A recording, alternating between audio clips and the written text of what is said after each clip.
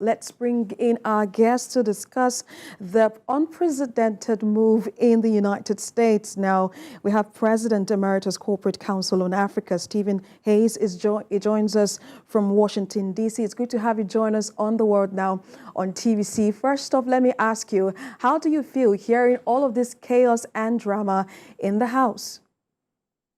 Well, it's disturbing. It should be disturbing to any American. It symbolizes and, in fact, actuates a dysfunction of Congress.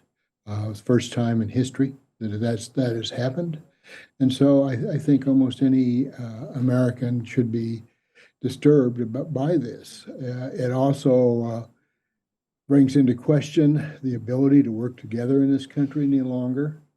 That may sound a bit extreme, but clearly the two major parties in America were not able to work together on this. And I think that's a major problem. Precisely. You know, some persons would have said that this, if you take a look at how Kevin McCarthy started off by giving secret side deals even before he became Speaker of the House of Representatives, did you see this coming? Well, I think it's hard not to see it coming. Certainly, the results, I'm not sure that we knew what was going to happen, but certainly the vote, it was a matter of time before something broke. Mr. McCarthy has proved to be, unfortunately, not totally trustworthy. It's hard for any politician to be totally trustworthy in any case, but at times he just seemed to have no principles. He gave too much away to a very, very small and very radical group in his own party. He wasn't able to keep the commitments with the Democrats, and so they were reluctant to help him out. In fact, totally loath in the end to make a difference. 5 Democrats on the other side would have kept the Speaker in power, but the problem was that too few people, or I should say too many people, simply did not trust him. So would you say this was a mistake? So are there other mistakes you would like to identify for us?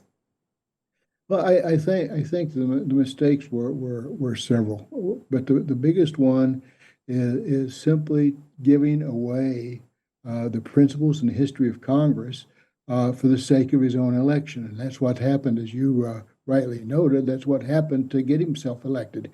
He made secret deals. He changed the rules of the Congress so that it took only one person to bring to vote the rule of the Speaker.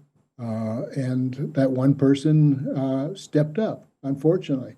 In the past, it took more than one person to bring such a motion for removal of the Speaker to the floor, which is why it never passed.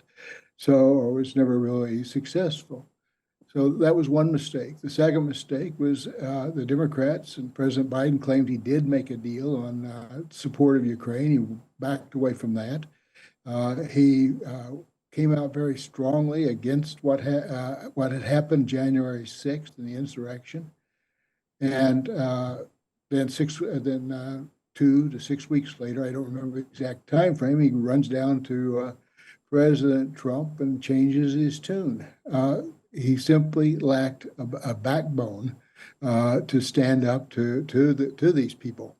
And again, it's very hard under the present rules that he agreed to change for anybody to stay in power if you've got a very small vocal minority right now. So I think one of the first things, once the Speaker does get elected, they're going to have to change the rules back to make it a little more difficult to have these kind of things.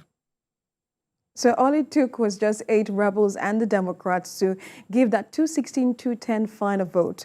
Would you say that there is an institutional problem, given that this is an unprecedented move in the House? Well, it's hard to say anything but yes to that, but the institutional problem is the inability now to work together. And I think that's reflects more than just simply an institutional problem. It reflects a very deep divide in this country, a distrust, a hostility to one another, just an inability to treat one another with respect.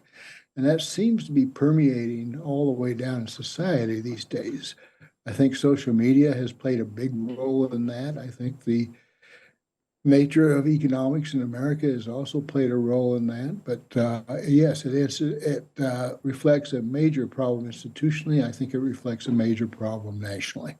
So how important is electing a new speaker, and what are the odds, as we won't see all that played out before Kevin McCarthy's appointment? Because, you know, without a speaker, the House is unable to push through bills, including vital spending bills. So how important is electing, because I know that they're already fishing for a new speaker now.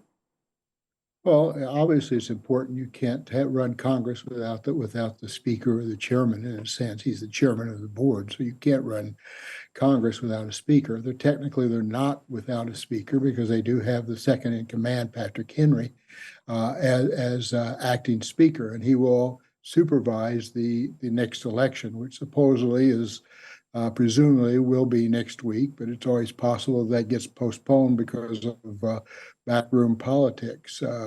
If the Republicans, for instance, don't feel they have a unanimity to to elect a chair, then they may not bring the vote to floor. They don't want another embarrassment. But it's the so-called eight have a very, very powerful role right now, without accommodating yet again. And who knows what their demands will be this time around, and will they get more? The Republicans can't elect a chairman without Democratic support. The other problem, going back to that, is that Mr. McCarthy lambasted the Democrats on national TV on Sunday, on a national Sunday news program. That was not the brightest thing to do when he knew, or should have known, that he's going to need some Democratic crossovers to keep himself elected, and he didn't. It was just simply another example of the deep divide that exists in this country right now. And that hurts us internationally, but it certainly hurts us nationally as well. Indeed, we wait to see what the next steps following the speaker's removal will be in the coming hours. As a matter of fact, in the coming days. President Emeritus Corporate Council on Africa, Stephen Hayes, thank you so much for talking to us. Thank you, and an honor as usual. Thank you.